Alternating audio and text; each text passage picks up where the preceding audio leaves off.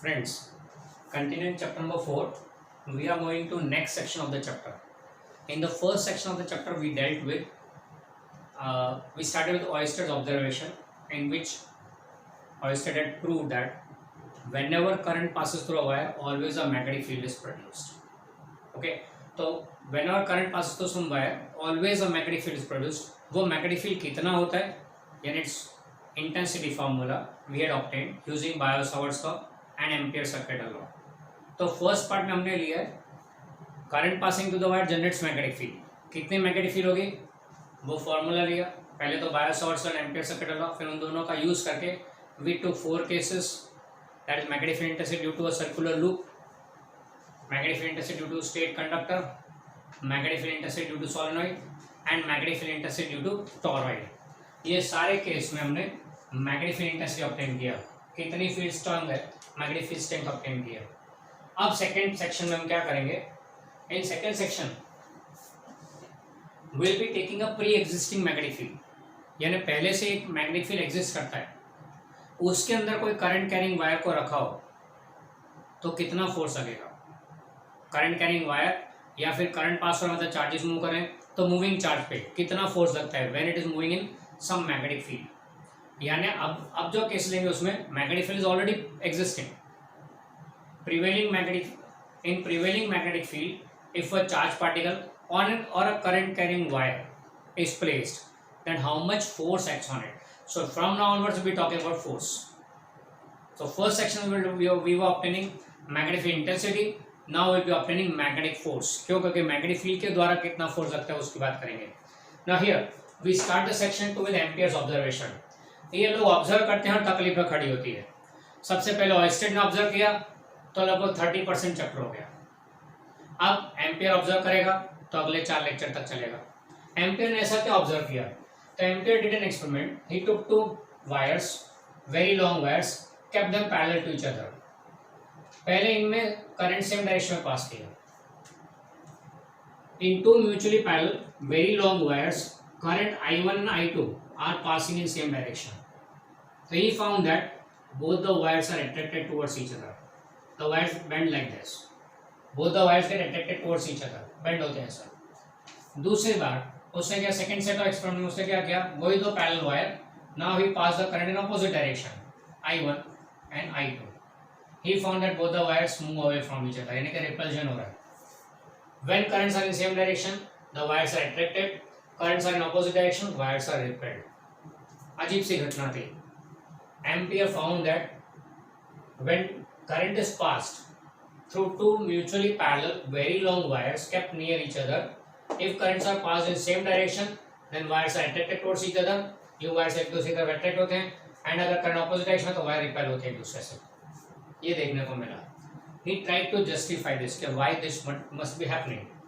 तो उसने नोट किया पहले, electric current through wire 1. Let's say ये wire number 1, ये wire number 2. तो electric current through wire 1 exerts force on current carrying wire 2. Same to same electric current through wire 2, क्योंकि 1 second को attract कर रहा है तो सामने सेकेंड भी 1 को अट्रैक्ट कर रहा है. 1 अगर सेकेंड को अट्रैक्ट कर रहा है तो सेकेंड वायर भी 1 को अट्रैक्ट कर रहा है. तो वही बात यूं भी लिख सकते हैं, force on current carrying wire 2. अब he wanted to create a bridge between the two. He wanted to give an explanation why this happens. एक में करंट पास किया तो we know that magnetic field will be produced. ऐसा कहाँ से पता लगा? Current passing through a wire always produce magnetic field, ऐसा ऑयस्टेड ने बताया. ऑयस्टेड बता चुका है भैया. तो when current pass through wire a magnetic field is produced. अब मैग्नेटिक फील्ड किसकी 1 की, उसके अंदर कौन है, वायर नंबर 2. मैग्नेटिक फील्ड 1 की, उसमें वायर नंबर 2 है. तो अगर बाय एनी मीन्स ऐसा प्रूव हो जाए कि मैग्नेटिक फील्ड में अगर कोई करंट कैरिंग वायर को रखा है तो उसके ऊपर फोर्स लगता है, अगर ऐसा प्रूव हो जाए तो ये मिस्ट्री सॉल्व हो जाएगी. और wire attracting each other, repelling each other by any means. If we are able to prove that when a current carrying wire is placed in a magnetic field, a force acts on it. अगर ये prove हो गया तो ampere ने उसके लिए series of observations किए and based on those observations he came to a conclusion which came to be known as Ampere's rule. अब एम्पियर ने क्या फाइंड किया तो देखते हैं।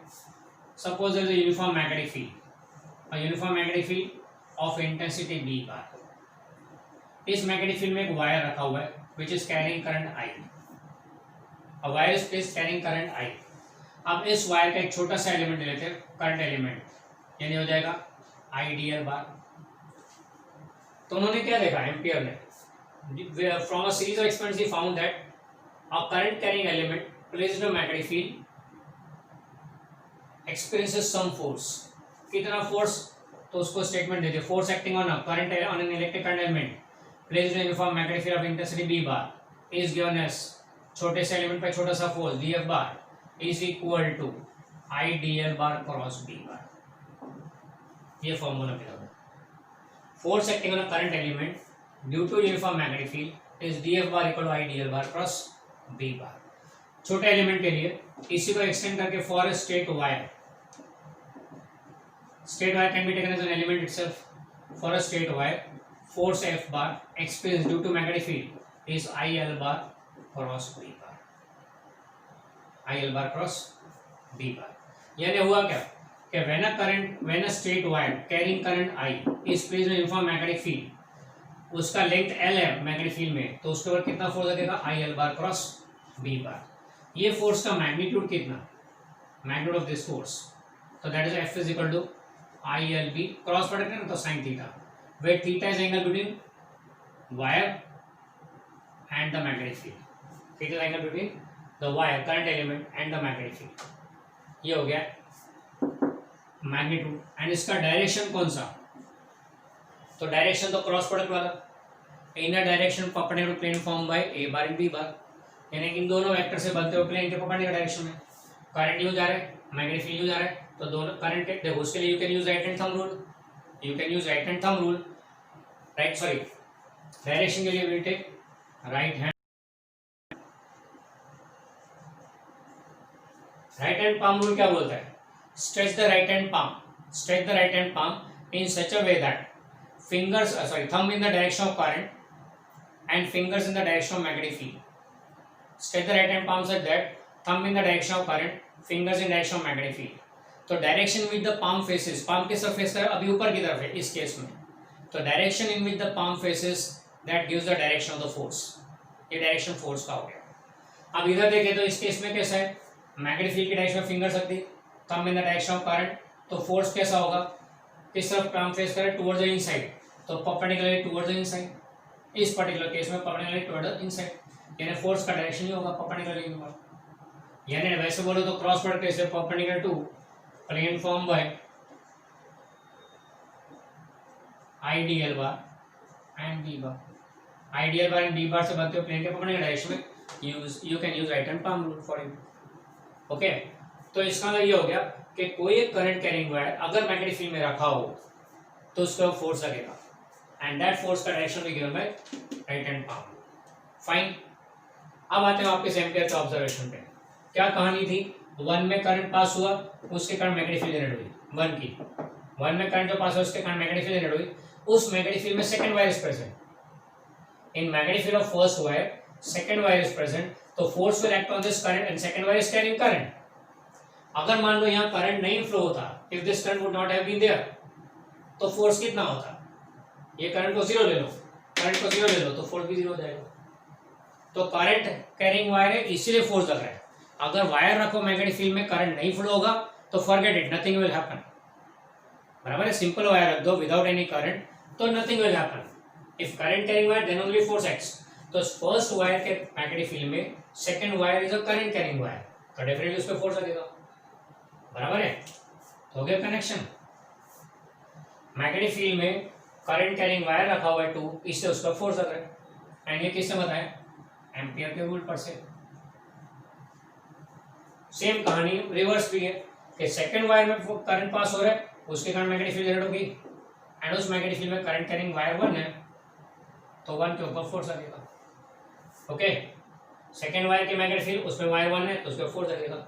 एंड ये फोर्स का डायरेक्शन अगर करंट का डायरेक्शन सेम है तो अट्रैक्टिव होगा, रिवर्स है तो रिपेल होगा। Clear about this?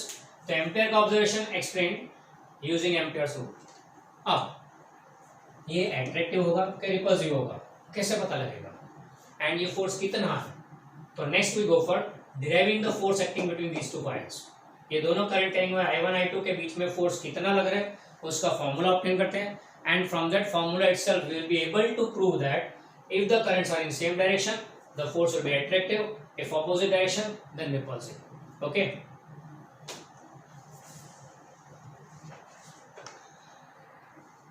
so now let's obtain formula for force acting between two mutually parallel current carrying very long wires.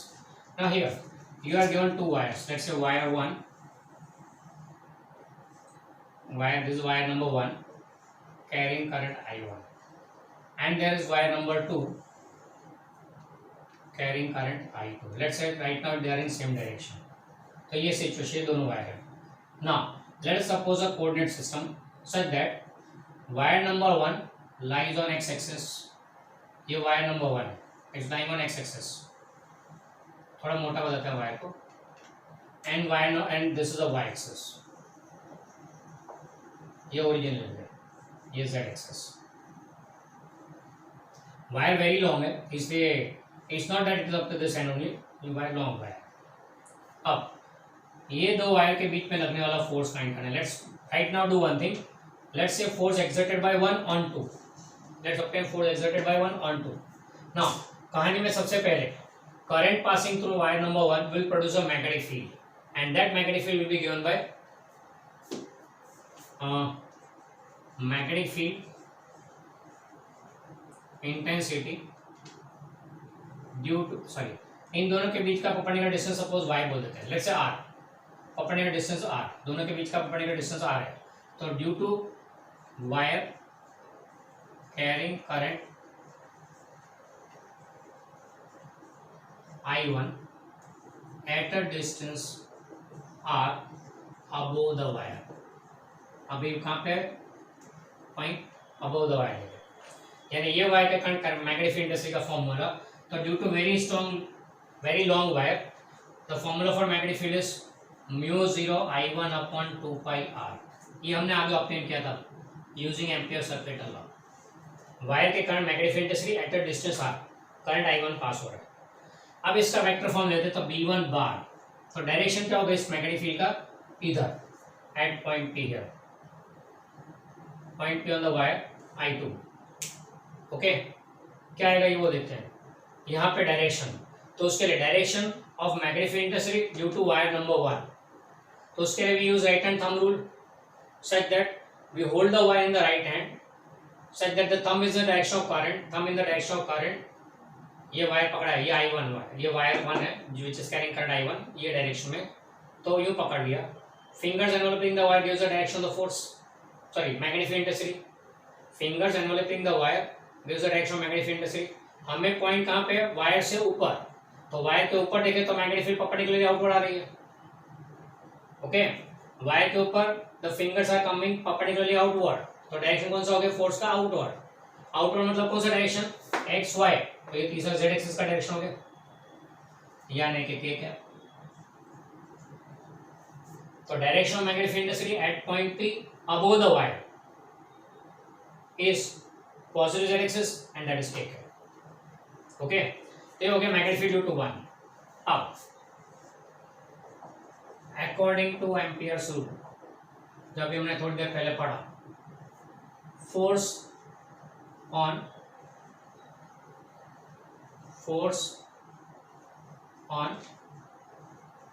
Current carrying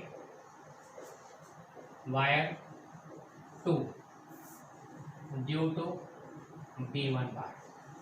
अब यहाँ पे फोर्स का फॉर्मूला क्या लिखेंगे? फोर्स ऑन 2/1 F21 बार बोलते हैं is equal to, ampere rule में क्या बोला था? F bar equal to IL bar cross B bar. तो यहाँ पे मैग्नेटिक फील्ड किसकी? 1 की, तो क्रॉस B1 बार. ये सेकंड जिस पे फोर्स लग रहा है वो, ये कौन सी मैग्नेटिक फील्ड लगा रही है? किस पे लगा रही है? तो राइट नाउ सेकंड वायर पे, तो I2 L bar. Parallel is the length of the wire. Okay, I2L bar cross B1 bar. Okay, ये हो गया। I2L बार की बात करें तो I2L लेंथ L, डायरेक्शन कौन सा करंट I2 का, अलोंग एक्स एक्सिस यानी I cap, cross B1 bar is mu 0 I1 upon 2 pi R, ठीक है। ये हमने IL बार लिख दिया, I2L बार लिखा, ये B1 बार लिख दिया। ओके, नाउ कॉन्स्टेंट्स को बाहर ले लो, यूनिट वेक्टर को भिड़ा दो, तो mu 0 I1 I2L upon 2 pi R into I bar cross K, I cap cross K, पहला ये बाद में K I cross K, and we know that I cross K is negative j, so therefore this will be mu 0 I1 I2L upon 2 pi R negative j cap. ये हो गया force on 2 by 1, जिसका value ये है। Direction कौन सा, negative j cap, negative j cap है ना towards negative axis, y axis ऊपर तो टुवर्ड नेगेटिव एक्सिस डाउनवर्ड हो गया, तो इसके ऊपर लगता हो force F21 bar, force on 2 by 1 will be downward, यानी कौन सा हुआ, ये अट्रैक्ट हो गया ना, so wire 1 is attracting wire number 2, ये फोर्स का डायरेक्शन नेगेटिव y यानी टुवर्ड्स वायर 1 हुआ, तो अट्रैक्टिव फोर्स हो गया negative. This shows that wire 2 attracted towards wire 1। Okay, clear, ये हो गया फॉर्मूला। हाँ, हम लोग याद कैसे रखेंगे, सर लेंथ तो इन्फिनिट लिया है वायर का, वेरी लॉन्ग वायर से इन्फिनिटली लॉन्ग लिया, तो एल को कैसे मेजर करेंगे, तो फिर उसके लिए क्या करते हैं, इसको फॉर्मूला को F21 बाई एल, यानी force point length on the wire, force point length लेते हैं, and that is mu 0 I1 I2 upon 2 pi R, magnitude wise we take force point length, बराबर, क्योंकि लेंथ अपने को पता नहीं है इसलिए force point length. But can this be used for finite length, yes almost. Normally we take the gap very small as compare to the length, इससे चलता है, फाइनाइट वायर के भी ये लिख सकते हैं हम लोग। ओके, तो what will be using is this formula more commonly for the force acting per unit length between the two mutually parallel current carrying wires. Okay, तो हम बोलोगे 2 को अट्रैक्ट कर लिया 1 ने, अब 1 को अट्रैक्ट 2 कैसे करता है, 1 को अट्रैक्ट करता है 2, मतलब क्या हुआ, फोर्स ऑन 1 बाई 2 हुआ, उल्टा चाहिए फोर्स ऑन 1 बाई 2, तो 2 में करंट पास हो रहा, मैग्नेटिक फील्ड चाहिए होगी, टाइटर डिस्टेंस और मैग्नेटिक फील्ड कितनी आएगी यहाँ पे, तो ये माइनस के कैप हो जाएगा, क्योंकि below the wire direction finger going on inward, यानी नेगेटिव के कैप होगा, ये नेगेटिव के होगा, ये नेगेटिव के, ये नेगेटिव के, तो ये पॉजिटिव जे, यानी force will be attractive, force भी बनेगा F12 का, क्लियर, तो ये भी अट्रैक्टिव हो गया। एंड अब ये तो क्या दोनों अट्रैक्टिव फोर्स बता दिया, अब मान लो रिपल्सिव बताना, मतलब अगर करंट ऑपोजिट डायरेक्शन में फ्लो होता तो this current would have been opposite. इसी सिचुएशन में अगर ये करंट यूं होता, अगर ये करंट यूं होता, ऑपोजिट होता, तो फर्क कहाँ पड़ता, I2 का डायरेक्शन ऑपोजिट हुआ तो माइनस आई का, माइनस आई क्रॉस के, तो माइनस आई क्रॉस के प्लस जे, तो फोर्स अपवर्ड रिपल्सिव हो गया, तो करंट ऑपोजिट डायरेक्शन तो रिपल्सिव फोर्स, અને સેમ डायरेक्शन में करंट हो गई तो अट्रैक्टिव फोर्स। क्लियर, ये हो गया regarding force acting between two mutually parallel current carrying very long wires, उसका फॉर्मूला का डायरेक्शन हमने ऑल केसेस लिया, अट्रैक्टिव के भी और रिपल्सिव के भी। So next, based on this formula between two mutually parallel current carrying wires, force का फॉर्मूला हमें ये मिला, force point length is given as mu 0 I1 I2 upon 2 pi R, force point length acting between two mutually parallel current carrying wires, ये formula हमको मिला। इसके ऊपर ये तो इंपॉर्टेंट है सम्स के लिए, न्यूमेरिकल्स के लिए इंपॉर्टेंट है। सेकेंडली, इसके बेस पर से भी obtain the definition of 1 ampere, यानी कि ऐसा यूनिट ऑफ इलेक्ट्रिक करंट का डेफिनेशन ऑब्टेन करते हैं। तो बोले वो तो कर लिया है सर हमने, चैप्टर नंबर 1 में, चैप्टर नंबर 3 में देखा था I = Q/T। सो अगर charge 1 coulomb passing in 1 second, then the current is said to be 1 ampere. Ampere का डेफिनेशन अच्छा खासा तो लिया हुआ है। If through any cross section of wire 1 coulomb charge passes in 1 second, then the current is said to be 1 ampere। ये तो definition है अपना अच्छा खासा, बराबर है, डेफिनेशन गलत नहीं है, पर ये डेफिनेशन एसआई सिस्टम ने एक्सेप्ट नहीं किया हुआ है, तो हम वो डेफिनेशन ले रहे हैं जो एसआई सिस्टम ने एक्सेप्ट किया हुआ है।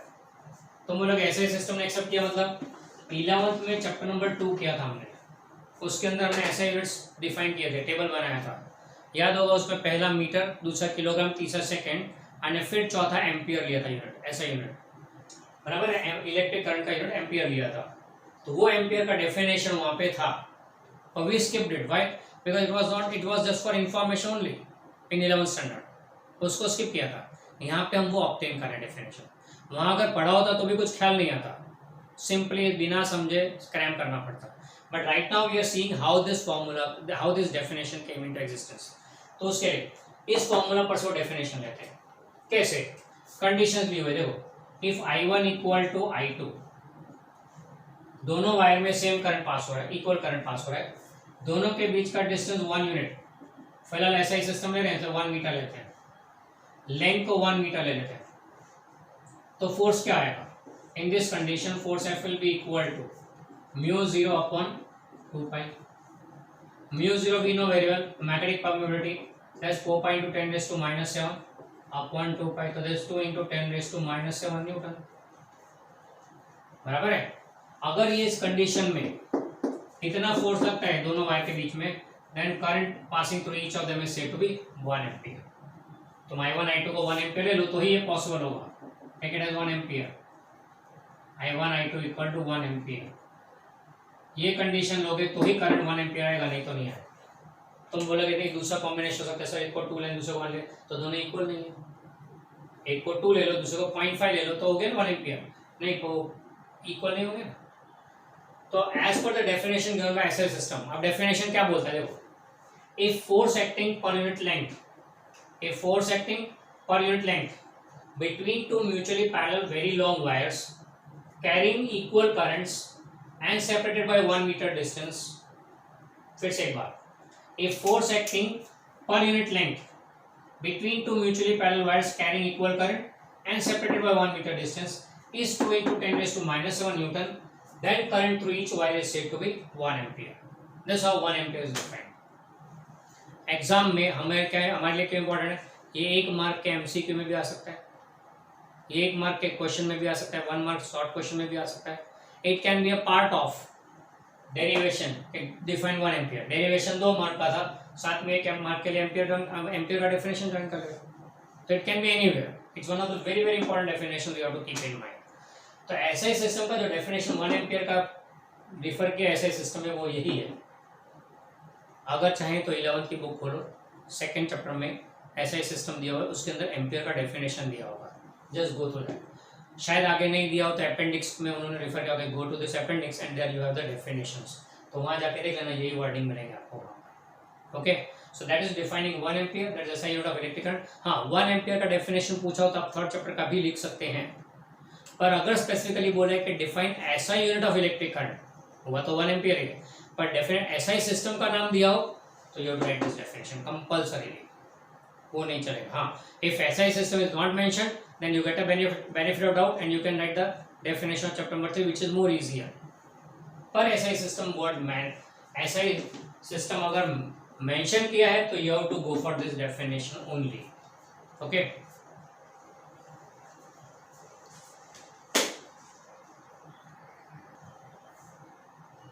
Next we go on for Lorentz force. ना लॉरेंट्ज फोर्स के बारे में जाने से पहले अंदर थोड़े डिस्कशन कर लेते हैं कि अगर कोई चार्ज पार्टिकल इलेक्ट्रिक फील्ड में है, if some charge particle is present in electric field then force acts on it due to electric field. Chapter number 1 में पढ़ा था electric field is given as force upon charge, तो therefore force F bar will be equal to Q into E bar. ये हो गया force acting on a charge particle present in an electric field, force acting on a charge particle due to an electric field. Charge particle electric field में stationary है या moving है, उसकी यहाँ पे कोई डिस्क्रिप्शन नहीं है, उसके बारे में इधर कोई मेंशन नहीं किया है, whether the charge is stationary और मूविंग। इलेक्ट्रिक फील्ड के कारण फोर्स लगता है कितना, QE बार। ओके, तो इसको हम लोग यहाँ मेंशन कर देते हैं, for a charge particle in an electric field, force acting Fe bar due to electric field is Q into E bar. Force due to electric field, let's say Fe. Force due to electric field on the charge particle given as Q into E bar. दूसरी बात, for a charged particle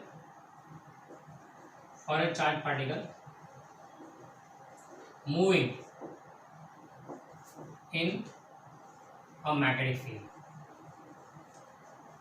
अगर कोई charge particle magnetic field में move कर रहा है तो उसके फोर्स कितना लगता है, तो magnetic force acting on the charge particle, force का फॉर्मूला आएगा Q into V bar cross V bar.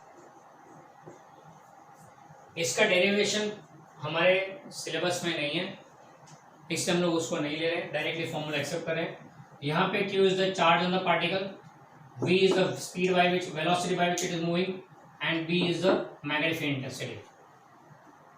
Cross product of both gives the direction.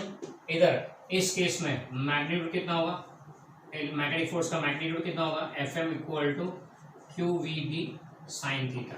Cross product है इससे साइन थीटा। इसका डायरेक्शन कैसे ऑब्टेन करेंगे, तो ऑब्वियस है क्रॉस प्रोडक्ट है इससे perpendicular to plane form by 11th का कॉन्सेप्ट चले आ रहे हैं, perpendicular to plane form by V bar and B bar using, आप कौन सा रूल यूज करेंगे, फिर से right hand palm. Stretch the right hand palm such that fingers are in direction of magnetic field, thumb in the direction of motion यानी कि velocity, तो palm facing gives the direction of force. अरे right hand palm उससे मिलता है। अब अगर electric field है तो फोर्स कितना लगेगा, Q इंटू ई बार। अगर मैग्नेटिक फील्ड है, ये इलेक्ट्रिक फील्ड के कारण लगने वाला फोर्स, ये मैग्नेटिक फील्ड के कारण लगने वाला फोर्स। अगर इलेक्ट्रिक फील्ड है तो Q E bar, magnetic field है तो Q V bar cross B bar, बराबर है। ये हो गए individual electric force and magnetic field, sorry electric field and magnetic field दोनों के कारण लगने वाला फोर्स। तीसरा step, if both electric and magnetic fields are present simultaneously,